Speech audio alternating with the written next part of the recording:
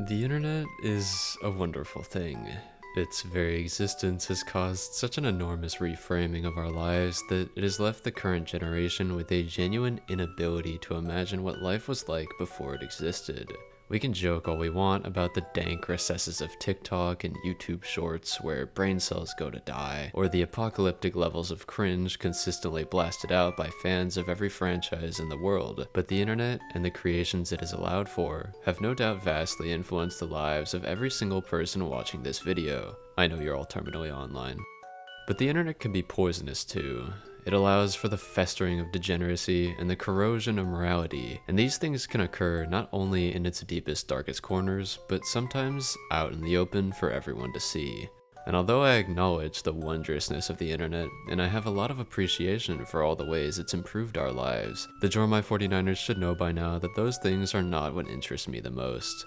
What I am most fascinated by are the tales of the darker side of the internet. And so when, after I uploaded my video about Crystalli late last year, I started getting comments about one of the creators whose posts I had shown on screen, and specifically about how this creator had been accused of being a degenerate and a groomer in a series of call-out documents totaling nearly 300 pages, well, I decided to look into it, and what I discovered was quite the degenerate ride. The individual we find ourselves discussing here today is an animator known as Synnibear03, and the controversy that erupted around her in September of 2024 was among the most insane I've ever witnessed on the internet. Over the course of my time online, I've seen no shortage of exposed videos and call-out posts accusing online figures of doing something deplorable, and I've seen many an online titan felled by the consequences of their actions. But I have to say, this situation has shown me many firsts. For example, it was the first instance I've seen of a call-out video, starting with the uploader saying that they need to keep their voice down because the subject of the video was in the other room while they were recording. It was the first time I'd seen someone post an apology video for what they called, in their own words, grooming a minor, only for them to turn around, delete that video, and make a new response like they were resetting a video game at a checkpoint. And finally, it was the first time I'd seen a rotating roster of commentators go out of their way to defend someone accused of being a creep, only to flush their online careers directly down the skibbity toilet. The Synnibear03 situation is one that began with serious allegations, but which quickly devolved into a multi-community drama involving extremely personal slap fights, alleged death threats, behind-the-scenes conspiracies, and white knighting on a scale hitherto undreamt of, all of which took the internet by storm and led to so many degenerate revelations that nobody who goes outside could possibly keep track of them. So you all can come to your own conclusions about the quality of my social life once this video is over. So buckle up, Jormy 49ers, because I'm here to tell you all about the rise, fall, and aftermath of yet another YouTube animation meme degenerate. But of course, before we truly get started, it's time for a few disclaimers. First of all, if you don't want to see discussions of inappropriate interactions between adults and minors, including alleged grooming and the spreading of explicit materials, you might want to sit this video out. Furthermore, throughout this video, I'll be covering a lot of allegations made by other people. As per usual, I will not be passing judgment on the allegations contained in this video. I will simply be covering what they are, who has made them, and what the reaction to them has been, and I will let you all come to your own conclusions. I will also be including the documents and videos cited in the description, so if you want to do research on your own, feel free to do so, though obviously be forewarned that the content may be disturbing. Okay, with all that out of the way, let's finally get started. Synnibear03 is a YouTube animator with more than 500,000 subscribers, though she came close to falling below that number after the allegations led to her losing nearly 20,000 of them. Over the course of the decade her channel has been on this site, her content has changed drastically, something that is thoroughly unsurprising considering that she created her account when she was only 10 years old. And side note, that would make her 21 years old in current day. And if you're wondering why I'm bringing up her age now, it's a topic that's going to come up a lot later. Now, although the name that was totally flogged all throughout the animation meme community and beyond late last year is Synnibear03, Cynthia, the person behind the channel, has not always gone by this name online.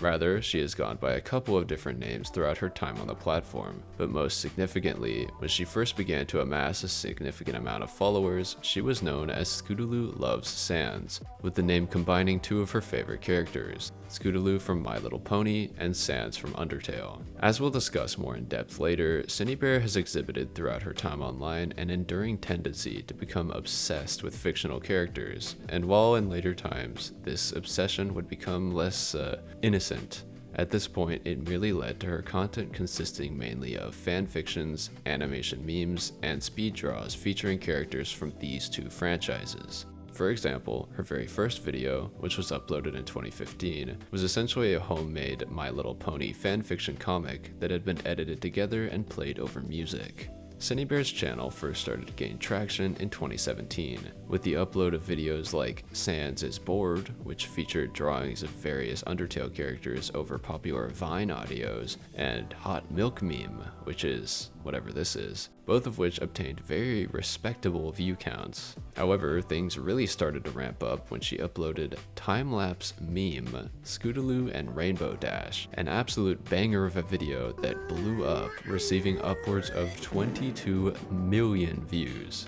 Honestly, the fact that this single video has more than 10 times the amount of views I've ever received makes me want to quit the video essays and just put the brony content in the bag. Horse fame, here I come. Alongside her YouTube channel, Synnibear, or I guess I should say Scootaloo at this point, also ran accounts on various other sites where she would post more of her artwork, including Instagram, DeviantArt, and Twitter. And naturally, as her YouTube following began to expand, so too did the attention on these other accounts. While she would first populate these pages with posts relating to more seemingly innocuous fan fictions, like her crossover between MLP and Undertale titled Ponytail, the art she published in later years would actually go on to attract a fair bit of negative attention. But we're getting ahead of ourselves. Contrary to what I would normally do on this channel, I'm not actually going to be going very in-depth on Synnibear's backstory prior to the most recent events which led to her downfall, mostly because I'll be dedicating a very significant amount of time to discussing the drama that resulted from the allegations against her in 2024, and compared to that, the early years of her career are, for the most part, frankly not of particular interest. Instead, I'm just going to give you the cliff notes, setting up a few major characters and concerning trends in Synnibear's behavior that would come up multiple times throughout her online career up until its untimely demise.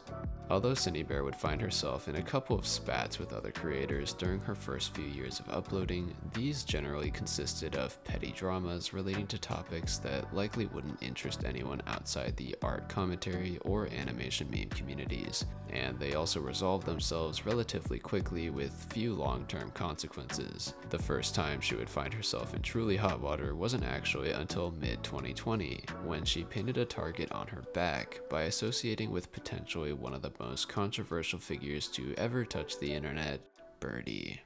Birdie is a figure that has been contentious since the very inception of his internet presence, having been the subject of so many dramas over the years that I genuinely wouldn't know where to start when describing his online career. He has been accused of many things over the years, and even now, new allegations against him continue to emerge, some of which will be more relevant later.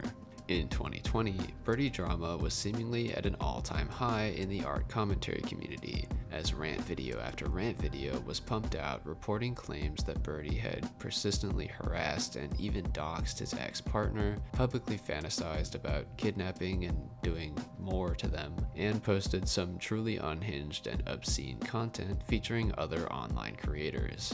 As you might imagine, in the midst of all of these claims, many in the community were avoiding Birdie like the plague, not only because they may have been afraid of him based on what they had heard, but also because their viewers were vehemently against any other creators associating with him in a positive way. However, it seems that Synnibear03 didn't exactly get this memo, as she started to make it clear that she wanted to forge a relationship with Birdie, depicting him in a positive way in her artwork, pinning his comments on her videos, and making efforts to hang around in his social circles. And when I say that Synnibear was depicting Birdie in a positive way in her art, I don't just mean that she was posting fan art of him or collaborating with him or something.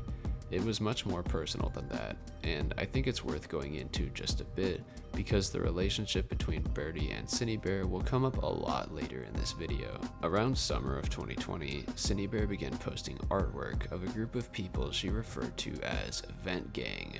This group consisted of Synnibear herself, her friend Laurel, an animator known as Sashley, and Birdie, and they fit into what Synnibear dubbed Vent World, which was apparently a mental Undertale alternate universe contained completely within her head that she would retreat to when she wanted to get away from her life. In making Birdie one of the characters in her Undertale headcanon, people have since theorized that Synnibear literally influenced the way she thought about Birdie as a person, since he was one of the heroes in her mental world. I don't know if I personally buy into that line of thought, but I just wanted to contextualize why exactly people had such a problem with Synnibear's depictions of Birdie in her artwork, because it goes beyond her just drawing a controversial creator. Also, I think it's absolutely dystopian that someone is allowed to overshare this much on the internet, but that's going to be a pretty common theme in this story.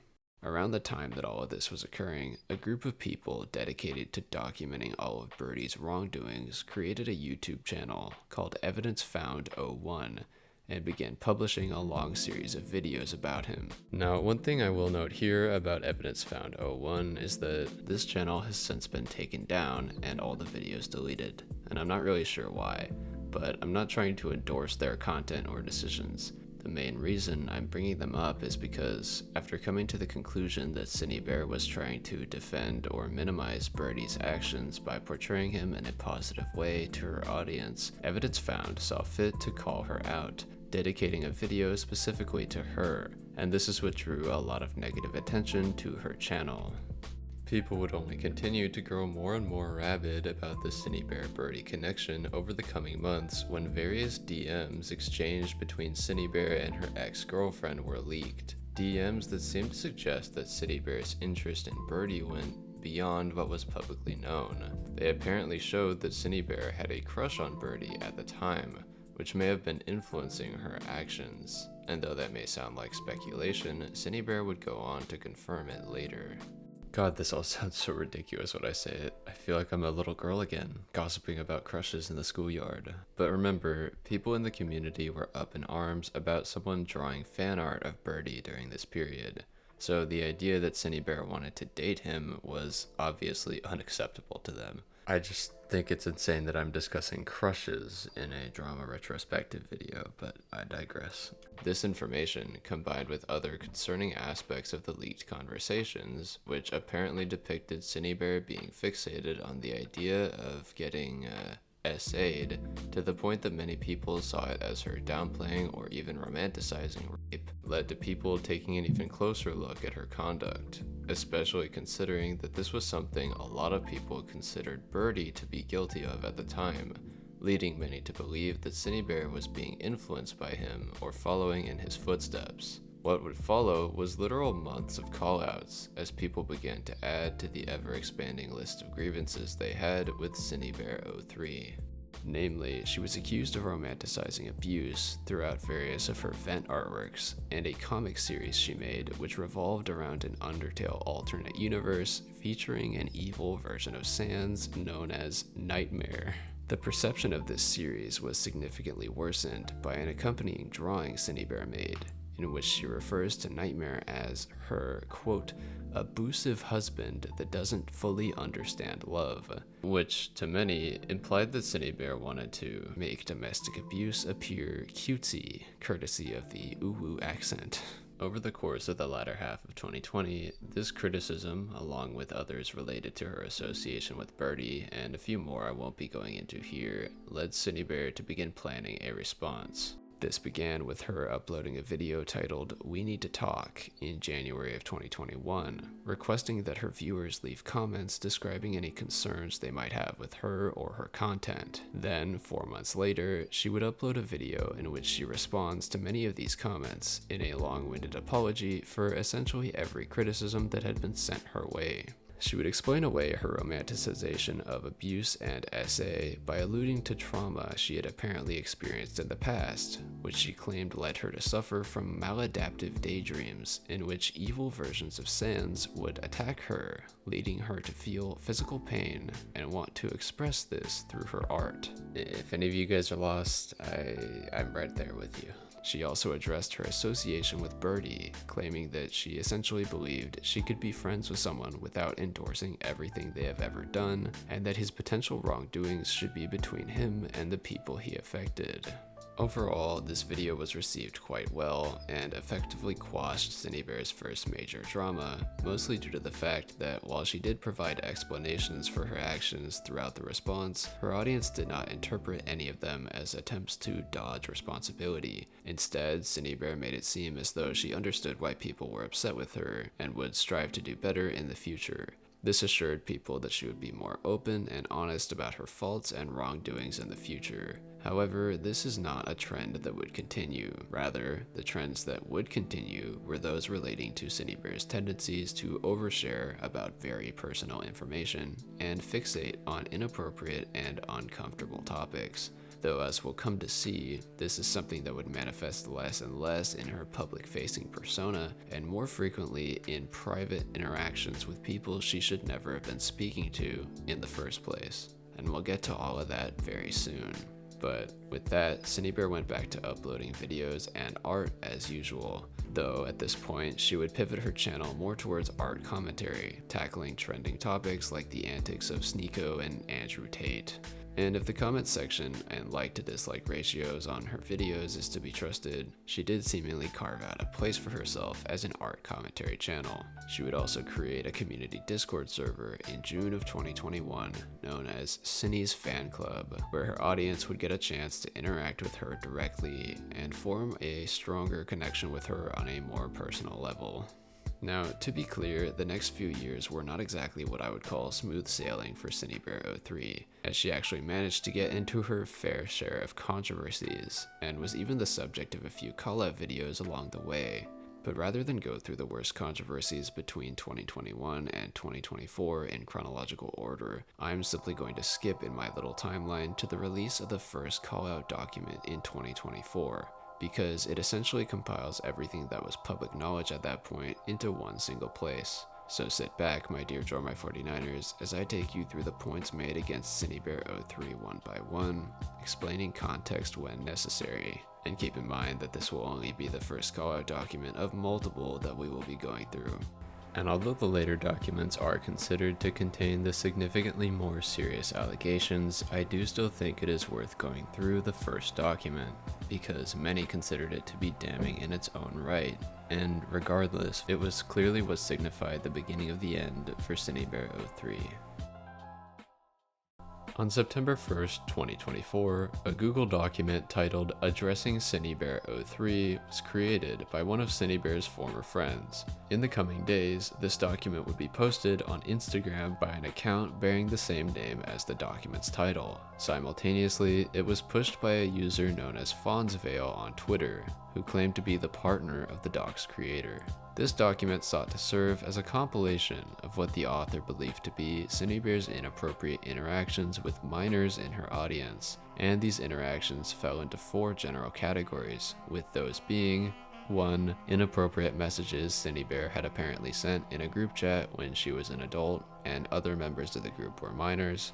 2. Not safe for work art and statements Synnibear had posted in her 13+ Discord server. 3. A quote-unquote inappropriate friendship that turned very NSFW, which Synnibear had with a 17-year-old when she was 19. And 4. Synnibear's apparent obsession with the fictional characters created by a user known as sock.clip, which led her to disrespect their boundaries. The framing of this document was ostensibly that Synnibear03 should be held accountable for her inappropriate conduct around minors.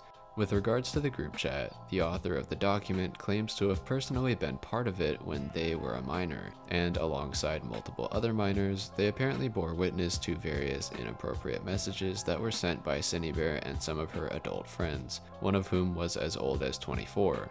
Some of these messages consisted of Synnibear sending what was described by the author of the document as NSFW gore art to the chat, as well as various instances in which she talks about how horny she is, and has conversations with her then boyfriend about not knowing what to do with her horniness. Many of these themes were repeated in the messages that Synnibear had been sending in her Discord server, Synni's Fan Club, which was a server for fans aged 13 years old and above. Here, Synnibear can once again be seen posting suggestive artwork and repeatedly discussing how she is aggressively and painfully horny, even going so far as to, on multiple occasions, ask the members of her server for advice on finding an AI chatbot that allowed sexual conversations so that she could goon while talking to it. After discussing the types of messages Synnibear03 had been sending in the vicinity of minors, the document goes on to describing a situation that had actually been brought to the public nearly a year prior.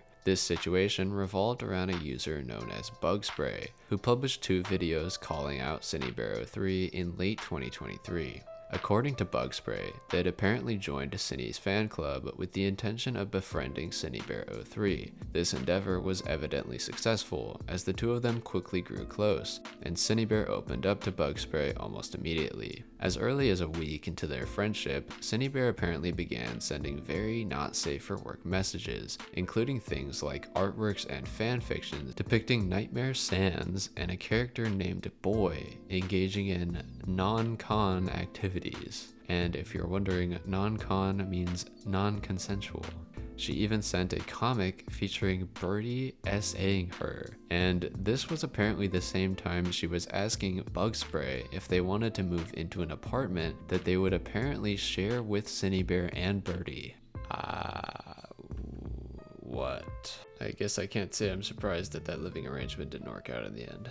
Bugspray also claimed that Synnibear had encouraged them to send pictures of themselves in their underwear. The disturbing NSFW artworks, as well as the fact that they were a minor at the time Synnibear had sent them, were the focal point of Bugspray's call-out videos on Synnibear03, leading them to call her a quote-unquote rape fanatic, who hadn't changed at all since her prior controversies, and who was sending NSFW content to a minor. However, while these videos did gain a slight amount of traction, the situation never escalated to the point that Synnibear needed to make a video addressing it, and there were a few reasons for this. Following the release of Bugspray's videos, a small commentary creator known as Soph the Neko would publish a now disowned video defending Synnibear. At the time, Soph sought to reframe the accusations Bugspray made against Synnibear and call into question the way they had handled the situation, claiming that Bugspray was being disrespectful and ignorant of the fact that Synnibear was likely using the aforementioned non-con sadomasochism art to cope with trauma from being essayed. Soph shows that this is actually an explanation she had been given by Synnibear03 directly, who claimed that her therapist had seen the comics and said they were an important coping mechanism for her. Furthermore, she criticizes Bug's decision to publish these things to the internet instead of expressing discomfort to Synnibear directly. Finally, Soph pointed out that while Synnibear had been an adult and Bugspray had been a minor during these interactions, the age gap between them was 2 years. This point has been echoed by multiple different people, as many on the internet do not see an issue with age gaps of this size.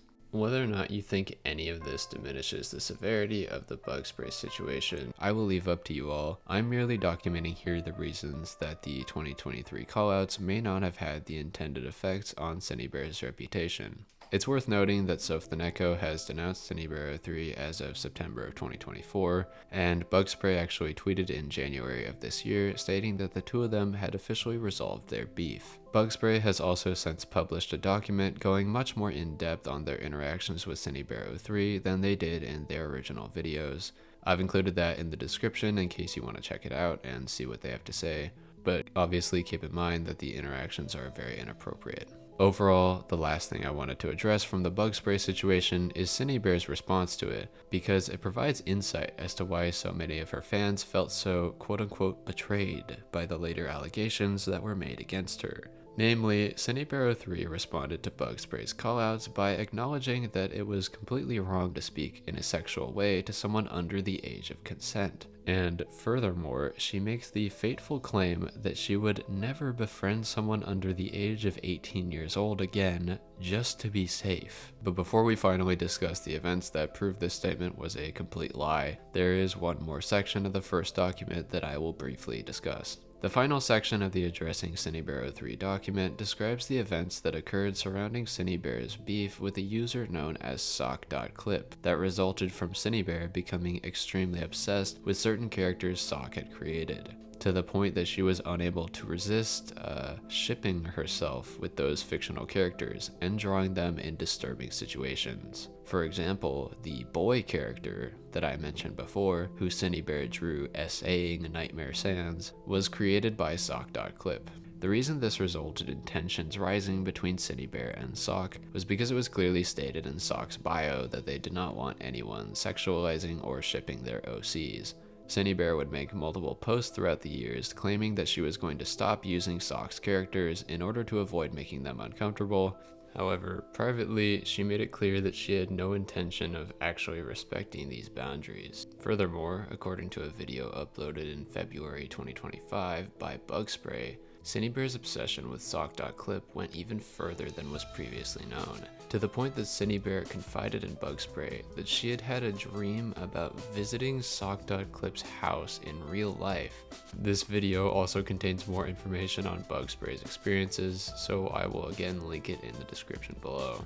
When it comes to this document, it seems as though the main criticism made against Synnibear was that she was disrespecting Sock.clip's boundaries and overall just being a really weird gooner with their characters, even after they repeatedly asked her to stop. And that essentially brings us to the end of the Addressing Synnibear03 document. Now, as I mentioned previously, the more serious allegations were contained within documents that would be posted following this one. However, the Addressing Synnibear03 document was severe enough on its own to prompt Synnibear to begin working on a response to it. It's likely that this response would have leveraged the fact that Synnibear had already addressed the Bugspray situation and promised to never befriend minors online again. However, unfortunately for her, Synnibear was not afforded the opportunity to tell this lie again, as pieces began to move behind the scenes, and within a day, revelations were made that would completely change the way that the internet viewed Synnibear03. As the story is told by Laurel, one of Synnibear03's former friends, on the night of September 13th, 2024, a Discord group chat was formed, including her, Birdie, Soph the Neko, and a fourth user known as Eno. Laurel was unfamiliar with Eno at this time. However, she was quickly informed by other members of the chat that he was a 14-year-old who Synnibear03 had been inappropriately messaging for the past 6 months. The next day, presumably after having been advised by the group on how best to proceed, Eno would go on to publish a Google document simply titled Synni. The document was a staggering 188 pages long and consisted almost entirely of screenshots of conversations that had taken place between Eno and Synnibear03, while Eno was 14 years of age and Synnibear was 20. I won't be going incredibly in-depth on the specific content of these messages, but essentially, Synnibear frequently discussed in great detail her fantasies along the lines of sadomasochism, SA, abuse, etc. with Eno. Furthermore, she also sent Eno various Degenerate artworks, culminating in a now infamous full-length comic in which Boy repeatedly rapes Nightmare Sands. Not only was this comic sent to Eno, but Synnibear would actually have him join a call with her and read it aloud to her. She also encouraged Eno to draw and engage with this type of material himself, and coached him on how best to do it, clearly desiring to teach him to engage in these sexual fantasies along with her and create more fetish material for her. It's worth noting that the document opens up with Eno claiming that throughout the course of his interactions with Synnibear, he was never under the impression that she was sexually attracted to him, or that she wanted to cultivate a romantic relationship with him. However, he does state that he believes what she did constitutes grooming. After Eno's document was posted, the end was inevitable for Synnibear03, and things moved extremely quickly following this point. Though the doc on its own would certainly have made the rounds of the internet eventually, videos posted by Soph the Neko and Birdie would instantly push evidence of Synnibear's degeneracy to hundreds of thousands of viewers. We're going to be taking a very in-depth look at Birdie's video and the monsoon of drama it initiated in just a minute, but first, I'd like to elaborate a bit more on the dynamic between Synnibear and Birdie at this time, and how it had changed since 2021, all the way back in Synnibear's first major drama. The two had stayed in contact, and had only continued to grow closer over the years, until in late 2023, Synnibear drove halfway across the United States in order to pick Birdie up and bring him home with her, at which point they moved into a new apartment together. Over the next few months, their friendship apparently flourished, with them constantly posting art of each other and doing things like baking brownies for one another.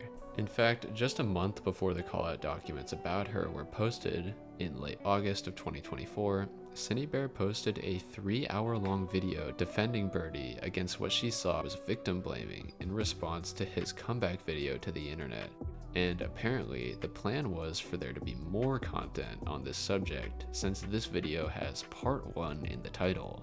Suffice it to say, their relationship was, or at least appeared to be publicly, very close and very strong, all the way up until the moment these documents were published, which is probably part of the reason that it came as such a shock to the internet when, on September 15th, 2024, Birdie uploaded a video titled, "My Roommate Groomed a 14-year-old, I Need Help." Birdie's video, which now sits at well over 400,000 views, reiterates the claims made by Eno and uses them to declare Synnibear03 as a groomer and a predator who should not be allowed to remain on the internet, even giving Eno an opportunity to speak up about his experiences with Synnibear directly to a large audience. But Birdie's main goal in making this video clearly went a lot further than spreading awareness about Synnibear's actions, something that became clear when he actually levied a brand new allegation against her, that of sexual assault. Specifically, Birdie claims that while they had been living together, Synnibear had frequently done things like poking him in the butt and crotch, and touching his chest, despite him screaming in protest. However, he clarifies afterwards that he had consented to being touched, but then had started to feel uncomfortable after the fact as the touching escalated. Ultimately, Birdie's video culminated in him saying that he did not feel safe living with Synnibear anymore, and that he was planning on moving out. However, due to the fact that he was, quote, too disabled to work, he didn't feel that he would be able to afford staying somewhere else. As such, he decided to open a GoFundMe campaign seeking $10,000, a goal that would be reached the next day. Birdie's video has since come under a lot of scrutiny, as his motivations in uploading it and various claims he makes within it would eventually be called into question, largely due to some very questionable conduct on Birdie's end in handling this situation. For example, and I can't believe I'm saying this right now, Birdie inexplicably ended his grooming call-out video with an animation he had made of his and Synnibear03's avatars dancing on stripper poles, and it's really weird.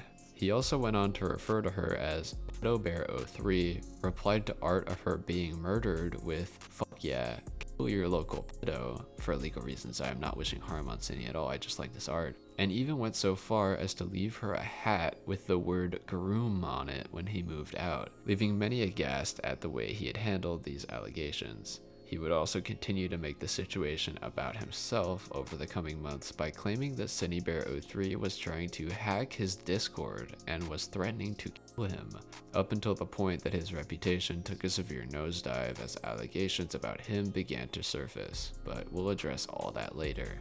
At this specific point in time, in the immediate aftermath of his video going up, it received universal acclaim, leading the internet to rally against Synnibear03 and behind Birdie, and this overwhelmingly positive reception was due in no small part to the fact that the grooming allegations against Synnibear would be backed up by her own words later the exact same day that Birdie's call-out video went up, in her first official response to the situation. Though keep in mind that this response has since been denounced. On September 15th, 2024, Synnibear03 uploaded a video titled "I'm So Sorry," and as you can probably guess with a title like that, it doesn't provide much in terms of denial. In fact, it's probably the most explicit confession of engaging in degenerate activities that I've ever seen in my entire time on the internet, as it essentially comprises of Synnibear03 stating that she had groomed a 14-year-old and sent them graphic materials, and that she knew what she was doing was wrong, and that she still did it anyway. Notably, Synnibear03 ends this video by telling people not to defend her, and claiming that she was going to be leaving all social media and seeking therapy. Furthermore, she stated that if she were ever to return to the internet, it would be years later at the very least, as she wanted to take time to ensure she wouldn't do something like this again. And I have to say, it's not exactly a vote of confidence on Synnibear's end that she thinks it would take years for her to get over the tendency to speak to minors inappropriately. But as I always say, what do I know? Synnibear03's confession would very quickly make the rounds of the internet, with art commentary creators jumping to cover the story. However, it wouldn't stop there, as the situation continued exploding in visibility to the point that it left the art-oriented sphere of the internet, showing up on the radar of commentary YouTubers like Turkey Tom. Virtually everyone on the internet was condemning Synnibear03, and things were quickly starting to escalate. According to Synnibear herself, she was apparently doxxed during this period of time, and people began calling her place of work to tell her boss that she was a child predator. This apparently led her to fear for her safety, at which point she began attempting to acquire various miscellaneous weapons, including guns, knives, pepper spray, and crowbars. The fact that Synnibear was apparently attempting to obtain weaponry was also accompanied by various concerning messages she had been sending behind the scenes, which were subsequently leaked to Twitter.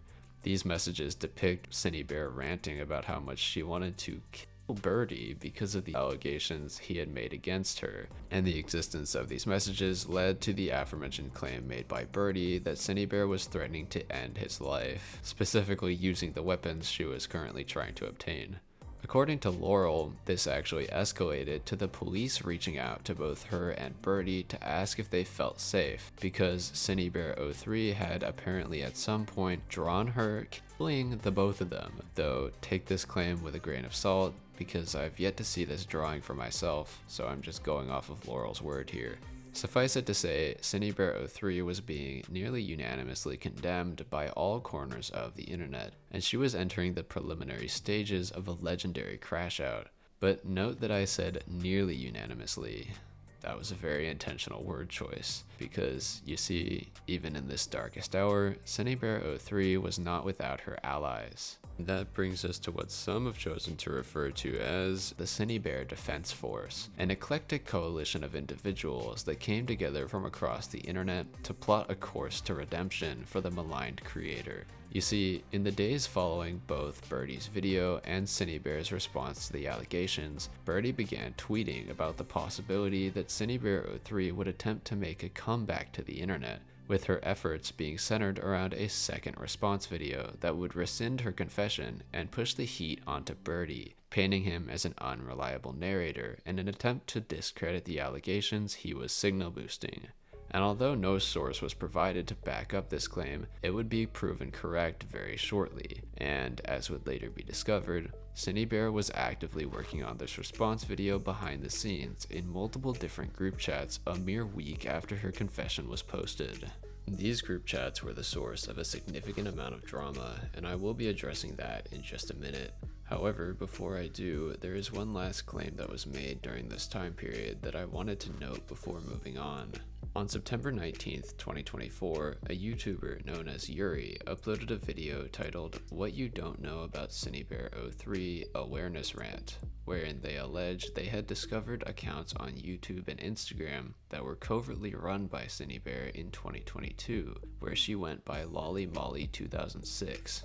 On these accounts, Yuri claims that Synnibear intentionally acted younger than she was, and given the year included in the username, the implication is that anyone viewing these accounts was supposed to believe the user behind them was 16 years old at that time, and remember that this is multiple years younger than Synnibear would have been. In response to these claims, most viewers were generally pretty horrified, as the idea that Synnibear03, who was currently embroiled in a drama relating to inappropriate interactions with minors, had been intentionally making herself seem younger on alternate accounts is intriguing to say the least.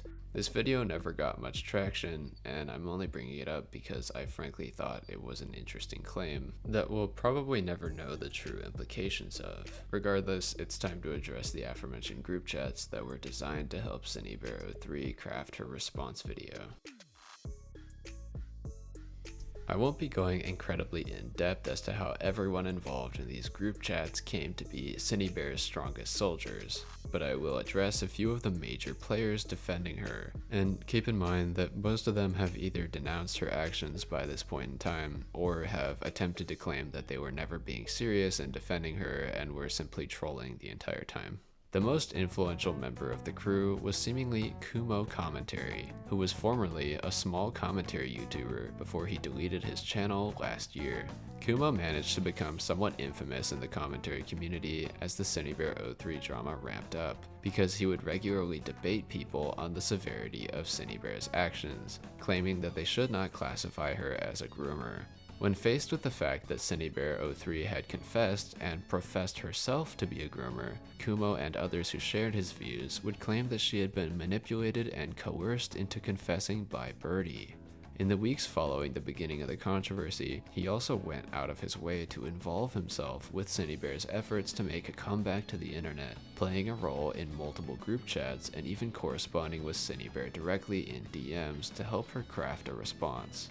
The other members of the chat were less prominent within the community, but still played a role in generating ideas for Synnibear03's comeback video. I would honestly be remiss if I didn't read you an excerpt of a prospective script suggested to Synnibear by a user known as Romantic Goblin.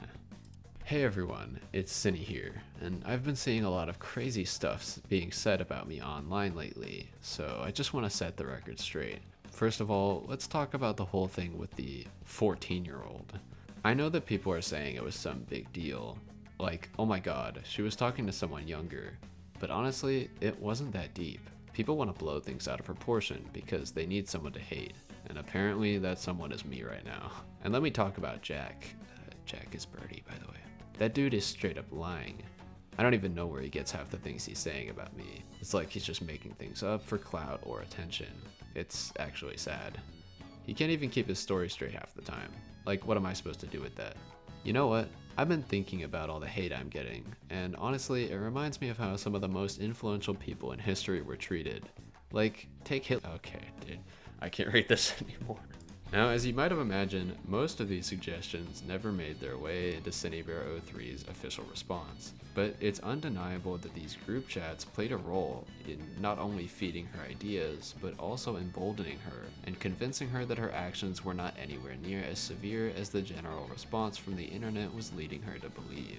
I won't be going much deeper into the concerted behind-the-scenes efforts to help Synnibear03, but if you want more coverage of this group chat and some of the weird power struggles that emerged within it, there are others who have gone much deeper into it than I have in this brief overview.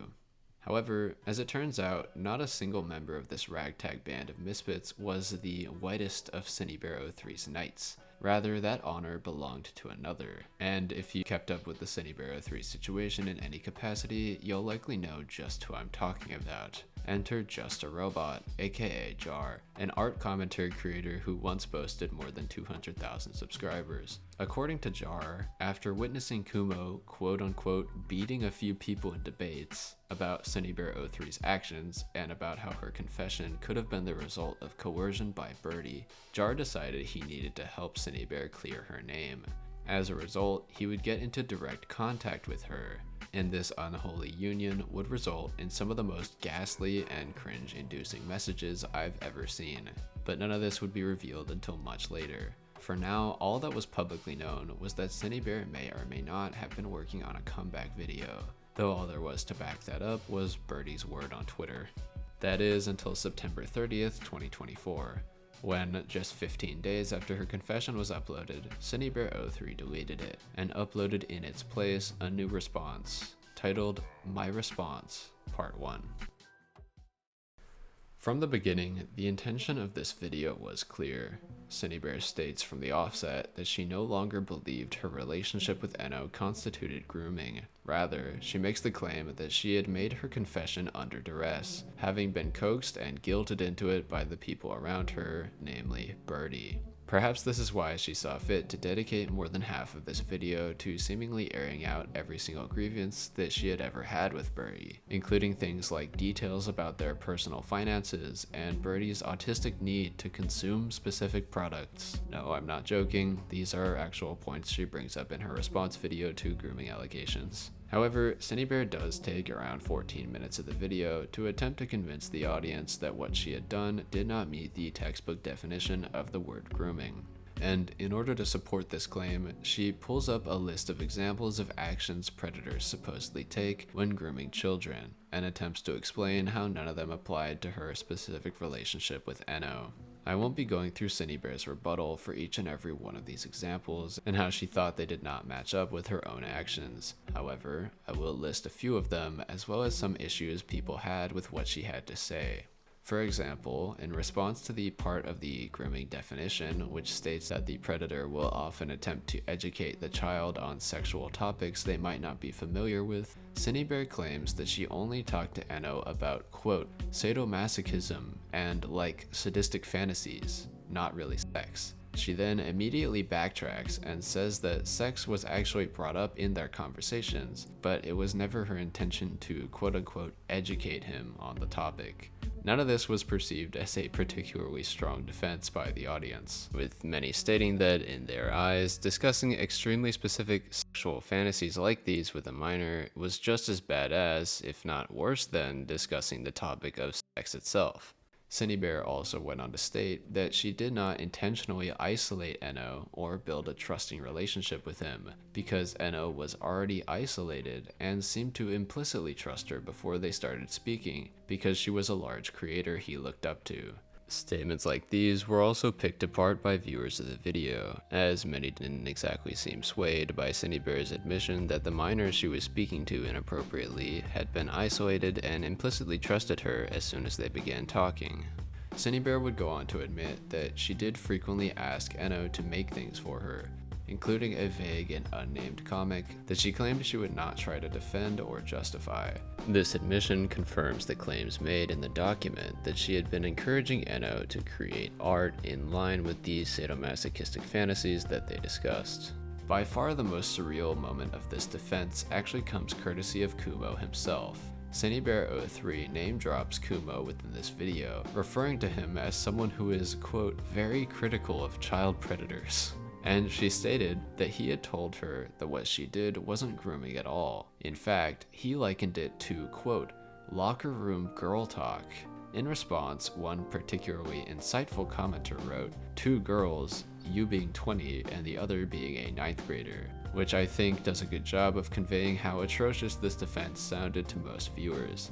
I would also note the discrepancy between the image of 2 Stacys gossiping about the neighborhood Chad and an adult sending a child explicit content and asking them to draw artwork that fits in with their sadomasochistic fantasies, since that seems slightly different to me. But once again, what do I know? Overall, Synnibear03's retelling of events in this video seems to generally agree with the document Enno had made about her.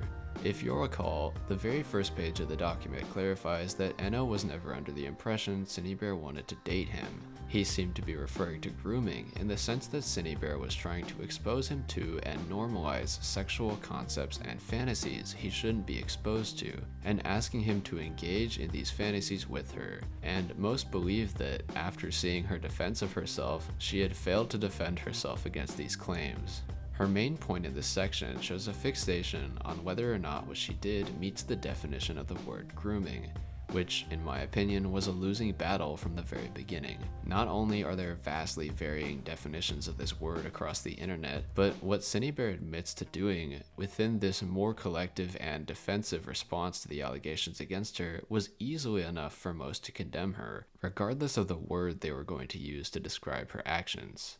But if you'll recall, less than half of this video was actually dedicated to addressing the allegations, with the rest being relegated to discussing Birdie, his conduct, and the fallout left behind after his video was posted.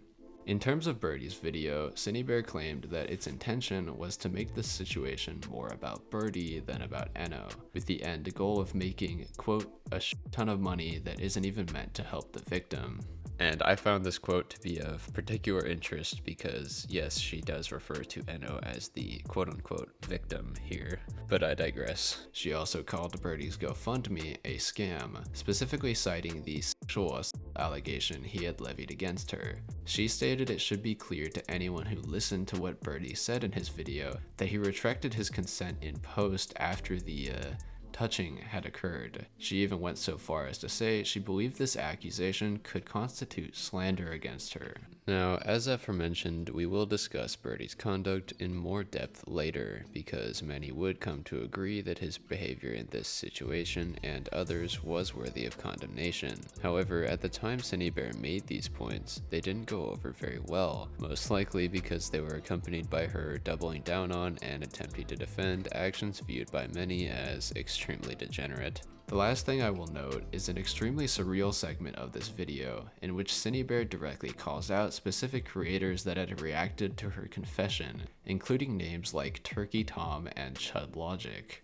In this section, she questions whether or not people would be so harsh on her if all of their online activity and Discord messages were leaked to the public, insinuating that these creators are guilty of something similar to sending degenerate content to minors and coaching them to engage with their sexual fantasies. Call me crazy, but I'm pretty sure Turkey Tom has never done anything even close to what Synnibear admits to in this video. But if he has, I might need to unfriend him because that's not very skibbity at all. In all honesty, I think that in making this argument, Synnibear may have inadvertently alluded to just how normalized her own behavior had become in her mind, to the point that she was convinced everyone criticizing her must have done something like this in the past, when the obvious reality of the situation is that this behavior is seen by the average person as extremely deplorable. And as much as she might have thought blindly hurling allegations at everyone calling her out would make her look better, I don't think it had the intended effect. Ultimately, this video was received quite poorly, if you can even imagine that. The comment section was filled with people pointing out many of the things I just addressed, and there were multiple videos produced immediately afterwards that sought to dissect the points Synnibear had made within it and advise people in the audience to not let her return to the internet. Following this horrendous reception, things were silent for a bit from Synnibear and her allies, at least publicly. As would be revealed later, there was a significant amount of turbulence occurring behind the scenes, but I'll get to that in just a second.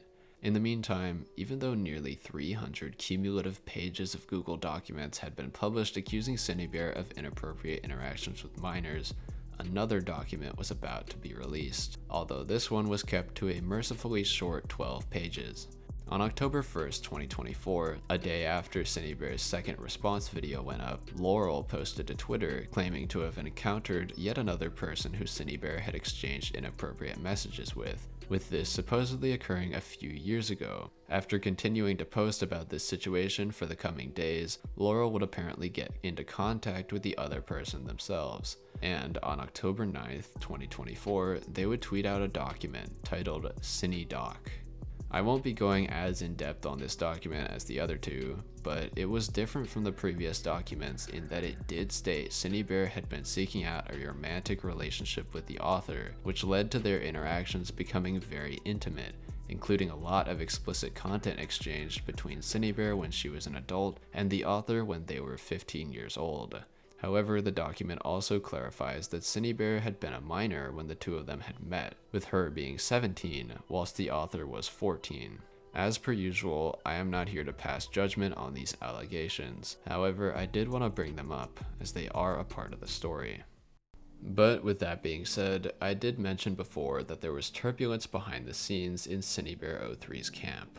If you'll recall, Synnibear was speaking with two main parties while creating her response to the allegations, Just a Robot and the group chat featuring creators like Kumo and Romantic Goblin. As it turns out, the latter was unaware of Synnibear's correspondence with the former, However, after they discovered it, things did not end well. At some point after the publishing of the third document, Kumo was made aware of the fact that Synnibear 03 was going to Just a Robot for help, not only receiving encouragement and reassurance from him, but also working together with him on a video that he was in the process of making, which defended her against the allegations and sought to restore her image while putting more scrutiny on Birdie. Shortly after learning of this collaboration's existence, Kumo decided for one reason or another that he could no longer support Synnibear 03. The reason he provided in the Synnibear Defense Force group chat for his condemnation of Synnibear was that after the release of her second video, he had finally seen a specific unnamed DM that Synnibear had sent Ino, which apparently convinced him he could no longer publicly defend her. This seems like an intriguing reason, because Romantic Goblin states immediately afterwards that the DM in question had been one of the first ones Synnibear had shown the group, meaning it should have been well known to Kumo before this point. Due to this flimsy logic, people have since speculated that Kumo actually left the chat and disavowed Synnibear in a jealous fit after discovering she was also going to Just a Robot for help in this situation, seeking the comfort of his far larger subscriber count as compared to Kumo's. But as I said, this is just speculation. For all we know, Kumo did truly regret his actions and find it in himself to condemn Synnibear after weeks of helping her behind the scenes and debating people on her behalf, but there's no way to know this for sure. Kumo would eventually have his YouTube channel deleted, presumably due to the backlash received from this situation. But before he left the internet, Kumo would do two things. First, he would participate in a frankly very hard to listen to Discord call in which he and a few others turn on Synnibear and tell her that they can no longer defend her actions. And second, he would receive a draft of Just a Robot's video defending Synnibear 03 that he had sent around the community in order to get feedback on it. And on October 13th, 2024, Kumo would leak this draft to the public, leading Jar to panic and release the video on his own channel as well. The fallout of this video would be catastrophic for Just a Robot's career, leading to a massive amount of negative attention on his channel, which resulted in not only the loss of more than 10,000 subscribers, but also an influx of scrutiny that led to various other things about his past being viewed through a new lens. Now, Jar's video was bound to be contentious from the start. After all, he was sticking his neck out to defend someone who had been continuously lampooned for nearly a month straight by that point. But I'm sure he couldn't have anticipated that the response would be anywhere near as visceral as it was. And I'll quickly address here a few reasons that the video was received so poorly. To start, many found it baffling how Just a Robot would incessantly draw comparisons between the allegations against Synnibear and seemingly unrelated situations, like that of Pyrocynical, who had been accused of grooming in the past. It seems as though the point Just a Robot was trying to make was that the internet had quote-unquote forgiven Pyrocynical, and it should do the same with Synnibear 03. However, he himself acknowledges that there are many differences between the situations that could easily affect how people thought about them, so this point was ultimately perceived as him grasping for anything that could make Synnibear's situation more palatable to the public. Throughout the video, Jar also makes a plethora of extremely questionable statements, like when he referred to Synnibear as, quote, a coomer, but not a groomer, or when he says, and I quote, it turns out that the minor was the one being inappropriate first. I wish I was joking. These are some yandere dev tier statements here. Furthermore, just like Synnibear, Just a Robot spends a lot of time discussing how inappropriately he thought Birdie had handled the allegations, bringing up the overall unprofessionalism, the clear bias, and the potential ulterior motives that might have been behind his GoFundMe campaign. He also scoffs at some of Birdie's tweets that suggested he felt unsafe around Synnibear, claiming that he had no reason to feel this way. As we'll see in just a bit, Jar may have been a little ahead of his time when it came to these kinds of sentiments, as many have since turned on Birdie and begun levying a lot of these same criticisms towards him, as well as looking into his past once more. However, something that irked a lot of people looking into this situation was that Birdie's motives and conduct are a completely separate issue from whether or not one believes Synnibear 03 is worthy of condemnation. It's easy to forget when looking at the situation from the outside, but Birdie is not the only one who was making these accusations against Synnibear. And although it is certainly important to call out his misconduct, I believe it is possible to do so without conflating those callouts with the defense of Synnibear03, which is exactly what Just a Robot did.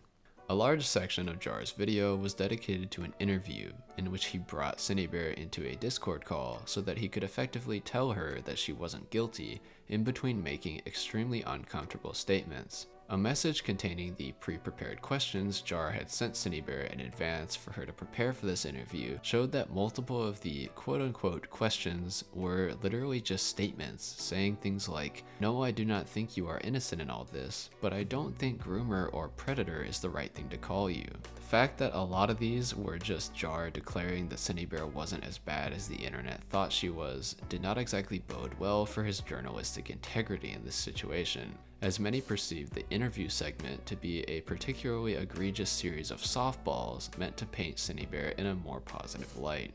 Shortly after Just a Robot's video went up, a drama YouTuber named ChudLogic decided to review it live on stream. And while he was watching, Synnibear03 dumped the logs of all her messages with Just a Robot that were exchanged prior to the video's creation. Many found these logs to be extremely embarrassing and inappropriate, as it truly seemed as though Just a Robot was doing everything in his power to forge a closer bond with Synnibear, while in the process of making his video defending her against grooming allegations.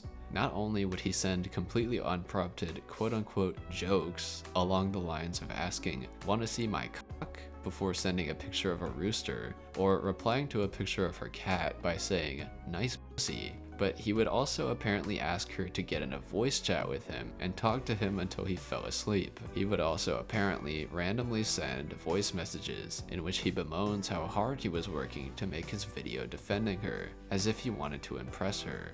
And he would further show his bias by saying things like, "You are a human, so we are all monsters, but you aren't a groomer." And, "Well, I'm better than everyone. I don't think you're crazy." Making it clear that Jar was immensely compromised before going into the production of this video.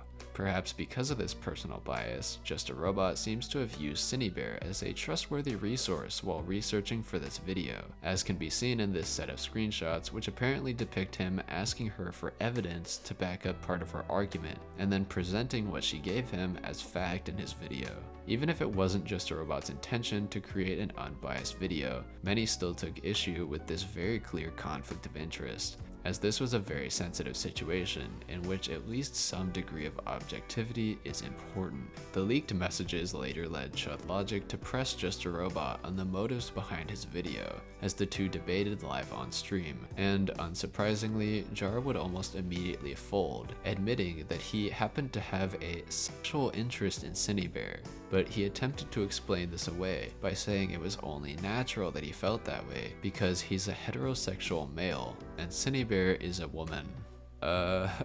I personally am a straight male, and I am only attracted to one single girl, so I'm not exactly sure what Just a Robot thought this would prove, and many found this line of thought completely ludicrous. In this stream, Jar also admitted to not having reviewed the messages that Synnibear03 had sent to Enno, which many found extremely baffling, as he had gone out of his way to defend someone accused of grooming a minor without fully reading the messages exchanged between that person and the minor in question. And I don't really think I need to explain why that is extremely ill-conceived and irresponsible for someone with more than 200,000 subscribers. Overall, I think Jar's coverage of the situation can be summed up in this image, which depicts him responding to a comment telling him that Synnibear was probably lying to him to make herself look better. In response, Jar says, "Sure, she could be lying to me, but why should we take Jack at its word?" Obviously, the correct mindset when approaching serious allegations is to not uncritically believe either side. While, again, I can understand where Just a Robot is coming from when he says we shouldn't immediately take Birdie at his word, he is very clearly doing the exact same thing, but with Synnibear instead. He doesn't want people to believe the allegations without doing the research, but he appears to have believed Synnibear's defense without doing his own research. And this led to the creation of a video that essentially makes a mockery of serious allegations. Ultimately, this whole ordeal did not end well for Just a Robot. Over the next few weeks, he was brutally lambasted over and over for this video and his flimsy justifications for it, and people also began to look into his past, going so far as to levy various allegations of misconduct against him. He would eventually respond to everything in January of this year, including giving more of an in-depth explanation on why he embroiled himself in the Synnibear situation in the first place, as well as responding to the fart fetish allegations and the Jaden Animations allegations. And no, I'm not joking about either of those. You can check out the video yourself if you want to. But I won't be going any further into the Jar saga. Overall, it's been long enough to safely say Jar's career is basically dead, and it seems like he'll be known as the guy who defended an alleged groomer and folded under literally zero pressure for basically the rest of his life. Witnessing the complete obliteration of Jar's video defending her, as well as the dissection of her own defense video, seemingly had a strong impact on Synnibear03, as just a few days after Jar's video went up, on October 17th, 2024, Synnibear would delete her second response video and post to her community tab explaining her reasoning in doing so. According to her, she had acted too quickly, and her emotions had led her to focus her energy on being angry at the people who had hurt her instead of focusing on her own actions. She once again states that she would be going into therapy and that she would not be returning to her platform, and she claims she was done blaming other people for her situation. The comments under this post are, as is to be expected by this point, almost unanimously negative, with many claiming that Synnibear's deplorable behaviors and her continual attempts at defending herself, even after admitting what she had done was wrong, was something that could never be forgiven. For about a month, Synnibear03 would indeed continue to be silent, seemingly not touching her channel or any of her social media pages. However, about a month later, this would change, as out of nowhere, the Synnibear03 channel would see the upload of a new video, titled "Where is my cat?" But in order for us to understand this video, we're gonna have to rewind a bit. On October 19th, 2024, which for timeline purposes is right after Synnibear took down her second response video and posted her final apology on her community tab, Birdie had claimed on Twitter that Synnibear had stolen his cat Squirp from him and insinuated that she was mistreating and neglecting the cats they owned while living together. He also claimed that he had entered Synnibear03's apartment while she was at work and noticed that it was very dirty, which he used to further imply that Synnibear was abusing their other cat, Stupid, whom he had left with her when moving out. However, in early November, Synnibear would upload the aforementioned video, "Where is my cat?", claiming that Birdie was the one who had stolen Squirp, and that the cat was being held by one of Birdie's friends, who Synnibear refers to as Izzy. Synnibear also claimed that Birdie was unfit to take care of any animals because he couldn't even take care of himself, two things he had apparently demonstrated while they were living together. She cites various mental and physical disabilities Birdie had been claiming to suffer from as evidence of this, as well as the fact that he had apparently used these excuses as to why he didn't take care of the cats back when they were living together.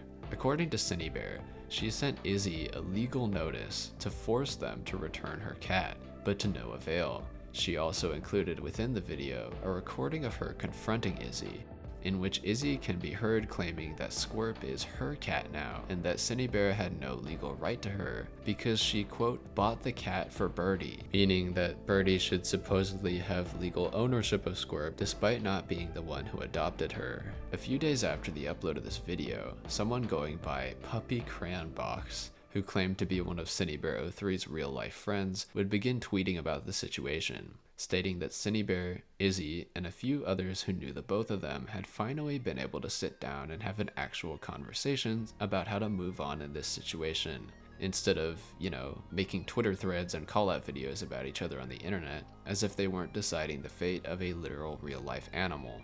As a result of this discussion, it seems as though it was decided that Synnibear would potentially take legal action to ensure that Squirp was returned to her. But regardless of whether or not she did, it was decided Birdie should not be the one to receive Squirp unless he could somehow prove that he was financially, emotionally, and mentally stable enough to care for her.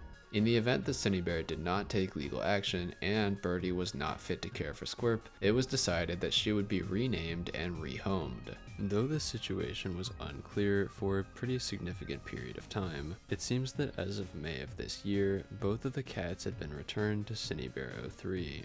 Izzy, who goes by Queen XIV on Twitter, was apparently temporarily granted ownership of Squirp by Synnibear following the events recounted in the Where Is My Cat video. However, in a recent document she made describing what occurred between her and Birdie in the time since the initial drama started, Izzy claims she returned Squirp to Synnibear on April 28th of this year. Again, I'm not involved in this situation, and I don't know how much to trust these people's words, so all I can really say is that I hope the cats are being treated well, because they obviously have nothing to do with this terminally online drama. However, ironically enough, despite having nothing to do with it, it was the way that these cats' situation was handled that contributed to a massive crash landing on the end of someone who had been precariously perched atop the good graces of the internet for a while. It's time we discuss Birdie's dive bomb. Although the general sentiment on the internet for the preceding 2 months had been very pro-Birdie, likely due to the way that he had been able to portray himself as one of the quote-unquote victims of Synnibear 03, who was being almost universally condemned, the Squirp situation, and Birdie's mishandling of it, managed to swing the ire of the internet back in his direction. As I mentioned earlier in this video, Birdie is no stranger to online controversy. Almost the entire time that he has been posting to the internet, he has been seen as a controversial figure for one reason or another. As such, in retrospect, it seems almost inevitable that his newly found positive reputation would eventually be tarnished once again, and this is exactly what happened in the aftermath of the cat situation. Not only did many online who had never even heard of Birdie before this situation start to catch up on some of the things he had done in the past, such as allegations of misconduct with his pet ferret at some point years ago, but people who had already known of his past also began to take a closer look at things that many had previously dismissed as having been explained by Birdie in the video he produced in April of 2024 when he returned to the internet after a long hiatus. The video was received very positively at the time, with many feeling as though they had judged Birdie too harshly for his past actions, as he claimed that many of the things he had done had been the result of trauma, mental illness, or him being groomed by multiple different people. However, now that people were viewing him and his actions through a less charitable lens, some of them began to poke holes in these explanations. Furthermore, all new allegations have since surfaced as well, with some going so far as to claim that Birdie himself is a groomer who has spoken inappropriately with minors behind the scenes. I won't be going extremely in-depth on the allegations against Birdie in particular, because I didn't do exhaustive research on what they are or what the evidence backing them is. The one allegation I will be covering is one that was levied against Birdie in December of 2024, because it is directly relevant to the storyline of this video. This allegation claimed that Birdie had been misappropriating the money he had earned from his GoFundMe campaign. Birdie claimed in his video and on the GoFundMe website that he needed the $10,000 to apply for an apartment, pay rent, get groceries, buy a plane ticket, have his belongings shipped to him, get supplies and food for the cat he was planning on bringing with him, and keep his prescriptions for his antidepressants and antipsychotics. However, it would later be claimed on Twitter by Izzy that when Birdie received the funds from the GoFundMe in October of 2024, he had immediately started purchasing various quote-unquote pony packages, which I presume could only contain My Little Pony merchandise based on their name, using the money, all while complaining about supposedly starving to death, while actually having food in the fridge of wherever he was staying. Now, in the time since these allegations were made, someone claiming to be Birdie's quote-unquote temporary PR responded to the allegations of misallocated funds by stating that the money used to buy said pony packages was actually from commissions Birdie had completed while on the move, not the GoFundMe proceeds. If this is true, that would obviously change the nature of the accusations, although many have wondered if it even makes it better at all, because remember, Birdie was supposedly in such dire straits that he needed to raise $10,000 off the back of grooming allegations. If at any point after the GoFundMe money paid out, Birdie was still buying My Little Pony merchandise, one would have to wonder exactly how much he needed the money in the first place. But again, I was not personally involved and I don't know these people. I'm only going off of what's publicly available to me. If there's something I'm missing, please feel free to let me know in the comments and I'll try to make a correction. Regardless, as of this point in time, Birdie has evidently become fed up with the negative attention against him, and he actually went silent back in November of last year after making the following tweet. Okay, I'm sick of being this week's hot juicy drama and having the dehumanization and demonization of myself so widely normalized again. People are scraping the bottom of the barrel for rumors. I'm leaving for a bit. Everyone get your shit together. This is just like 2017. Time is a flat circle. As can be seen by looking at the analytics of this tweet, it's accrued more than 2.6 million views, but boasts a paltry 2,000 likes.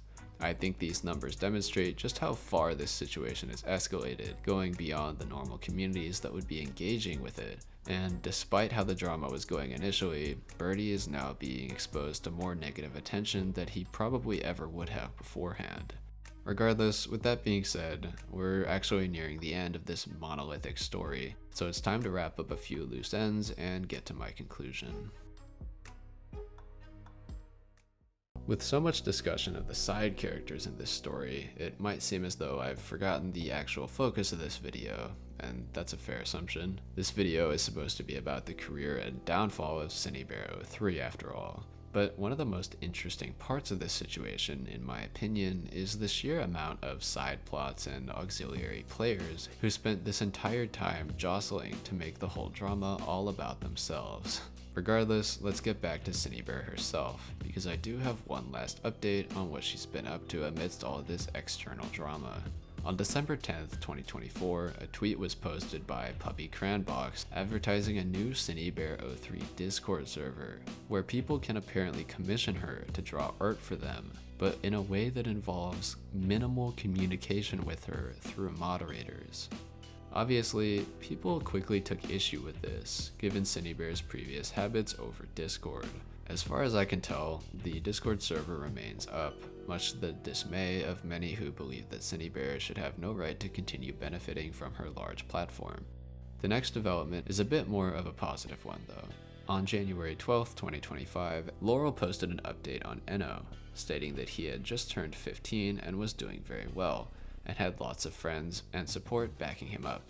I know that doesn't really advance the story, but I wanted to include it in case anyone was wondering what happened to him after this whole drama went down. Also in January, Jester Robot made his response video to essentially everything people were saying about him online, which I already addressed, so you can check that out if you want to hear his side of the story. I'll even include a link in the description of this video because I'm just that generous. Overall, it truly seems to me that so many people that involve themselves in this situation truly just do not deserve the online careers or platforms which allow them to influence and get into contact with potentially hundreds of thousands of people. As for Synnibear 03 herself, at least in terms of her public-facing online career, she appears to have lost everything.